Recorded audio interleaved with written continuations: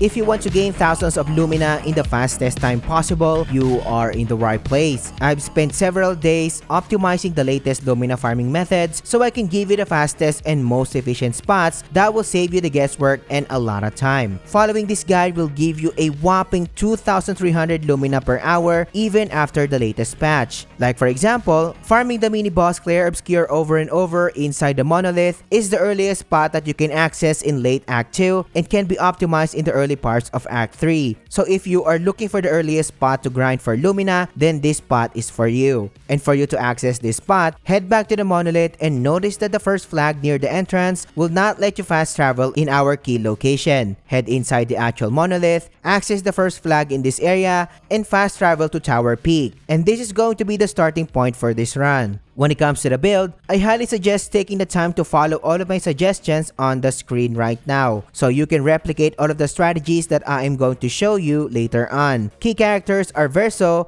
Mael, and CL in this specific configuration. And at this point, you already know that the goal of my farming builds is to burst down all of our targets during the first turns for maximum gains and efficiency. So stacking up as much AP during the first turn and damage multipliers were the things I usually focus on. So Luminas or Pictos such as At Death's Door, Augmented First Strike, Glass Cannon, First Offensive, Immaculate, and so on are suggested. You get the idea. But this time, the Auto Death and Death Bomb combo is highly suggested to make your run significantly faster later on. The suggested level for this farm can be around level 50 to 60, and to be clear, having a level 70 to 75 character is not required for this method to work. I just recorded a build overview at a much later time. Now that the build is ready, start the actual method by heading to the inner section of the area. Expect a long travel time, and this is one of the negatives of this spot. But in my opinion, if you really want to prepare your characters and access Renoir's drafts later on, this spot is your best shot. Once you are deep in the area, use the grappling mechanism to reach the other side of the area and find our key targets near your location. Engage the enemy with a preemptive strike and watch your party start to explode and end the fight quickly.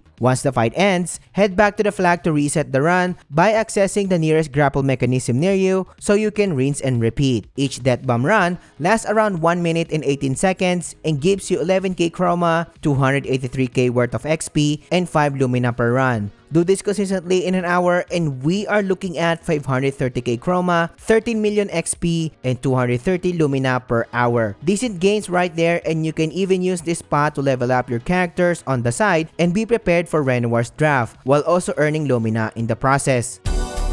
I know a lot of you are wondering what happened to our staple versus Contorso method. After the Contorso served us for a long time, its farming dominance came to an end. And after several hours of testing, it seems that the sword is finally patched and can score double drops. And for those who are unaware of this method, the Contorso has this bug of dropping double rewards, since the system thinks that the enemy received 2 killing blows when getting hit with the Contorso's lightning and the normal damage combined. And the followers of this channel know that I perfected the formula of scoring double rewards with the Contorso, but sadly, all good things have their end. I tested this for hours and it seems that it is now finally fixed. But does it mean that we are doomed and players can score a huge amount of Lumina? Of course not, and that is why I am making this video. Even though the Contorso is patched, you can still score a whopping 2,300 Lumina per hour later on, so stay tuned for that one. But some of you will ask me, hey Samurai, what about your original Lumina farming video? Is it still relevant? The answer is a big yes, and a lot of people are still watching this content and nearing 300k views. And I thank you all for the support. And rest assured, this content is relevant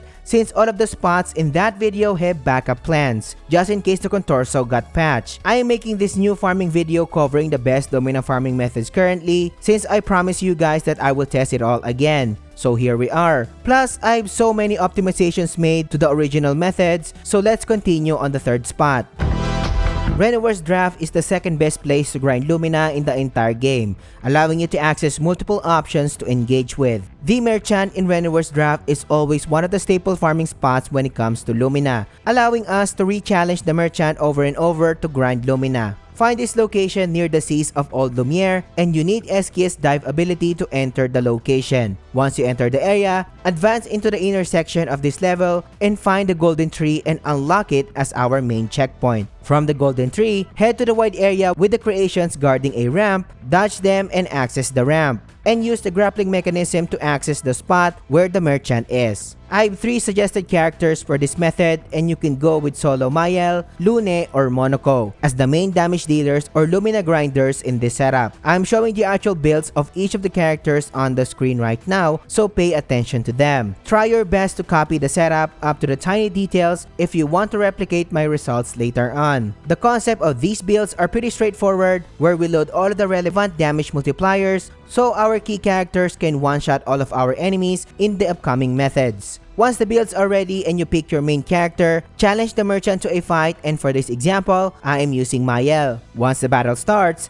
cast Mael's Phantom Strike to wipe all of the targets in one try and end the fight. Once done, repeat the process by just following the same strategy over and over. So if you are using Lune on the other hand, the same strategy applies. Use Hellfire to one turn kill the merchant, while casting the Sakapatat Fire skill with Monoko will give you the same results. Each run lasts around 16 to 17 seconds and gives you 1 to 3 Lumina per run. But getting 3 Lumina is a rare occasion, while also getting 1 to 3 Grandiose Catalysts per run. Do this consistently for an hour and we are looking at a 225 to 260 Lumina on average and up to 320 plus Grandiose Catalysts per hour. Pretty easy gains right there, but what if you want better Lumina gains per hour? Then you will want to check out the next 2 spots. And if you are getting value so far, subscribe to the channel. Liking the video and engaging in the comments helps me more than you can imagine.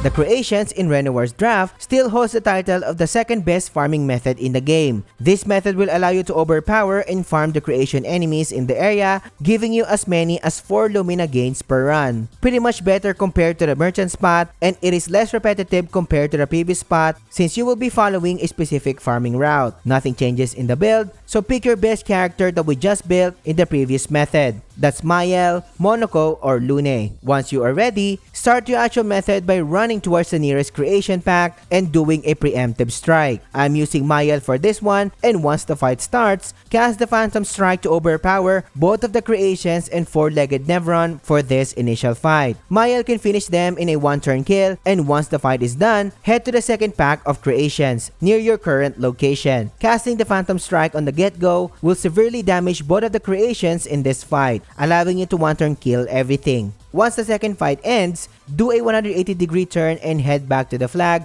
where we started to reset the run. Rinse and repeat. If you are using Lune on the other hand, just cast Hellfire in both fights to get the same results. And Monoko is no different since the Sakapatat Fire skill can wipe out all of the targets in this method without a hassle. In any character you use, each run usually lasts around 51 to 54 seconds with reset and loading times included, giving you 4 Lumina and Grandiose per run. Doing this method for an hour, and we are looking at 288 Lumina and Grandiose per hour. Technically, this is the best unlimited farming spot in the game, but the next method is hands down the best limited method to take advantage of, so don't miss this one.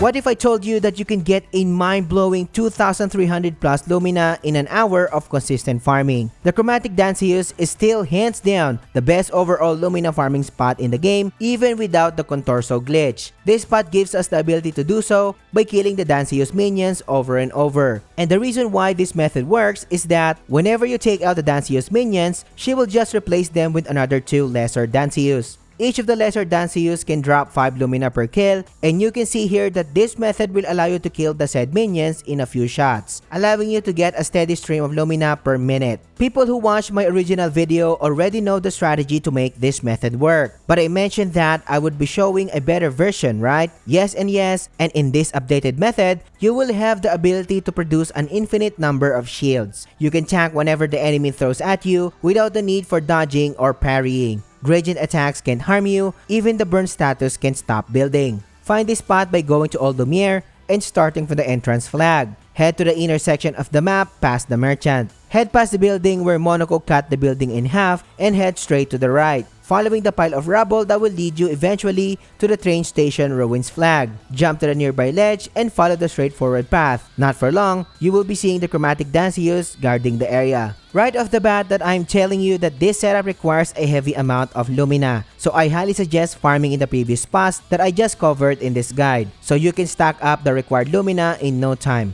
Following this setup will maximize your Lumina gains from this method, so take the time to have the exact build for Mael, Verso, and CL that I'm showing on the screen right now. We need all of the relevant damage multipliers in the world for us to quickly take out the Dancius minions as fast as possible. Mael and Verso are your damage dealers in this strategy, and they will perform strictly free aim shots only to avoid lengthy attacks or skill animations. This build will let you face tank any attacks that a Dancius throws at you without the need to dodge or parry, making your runs much more stable and easier compared to the old strategy. To start the actual method, engage the chromatic Dancius with a preemptive strike and let the first character skip his or her turn so the Dancius can summon her minions. If you follow this setup carefully, Verso should go first. Verso has only one role in this method, and it is killing as many Dancius as he can with free aim shots. He will skip his turn every time he takes out a batch of Dancius, so he can take out another pair during his second turn. While Mael is the shield generator of the party, and she can do this by taking out a pair of lesser Dancius during her first turn and casting Last Stand. Casting Last Stand will allow her to access Virtuous Stance once again and apply shields to all party members, thanks to the Yaverum's unique weapon effect. When her second turn starts, she will take out another pair of Dancius and end her turn, allowing the Virtuous Stance to expire so she can transition to this stance again in the next turn. CL has only one role in this setup, and it is to buff the party with the All Set skill, granting all party members with Powerful, Rush, and Shell. Using this skill will also inflict slow on the Dancius, making her do very few turns in the entire match. And this is made possible because of the Light Sun's unique weapon effect. During CL's second turn, she will cast Intervention on Verso to start the farming phase from the start. Do all of these steps on the loop, and the Dancius will take fewer turns because of the slow debuff status, while the party is buffed with Rush and most of the time has 9 shield stacks active. So by the time the Dancius manages to take her turn after 700 million years, you will just face tank any kind of attacks she throws at you, even her gradient attacks, eliminating the need to dodge or use any items to replenish shields. This setup was made possible because of the set Pictos and weapons on the screen right now, allowing you to reach a god status mode in this lineup. Whatever happens, don't ever slot in shield affinity in your setup, since a single hit you receive from enemies can wipe out all of your shield stacks in an instant.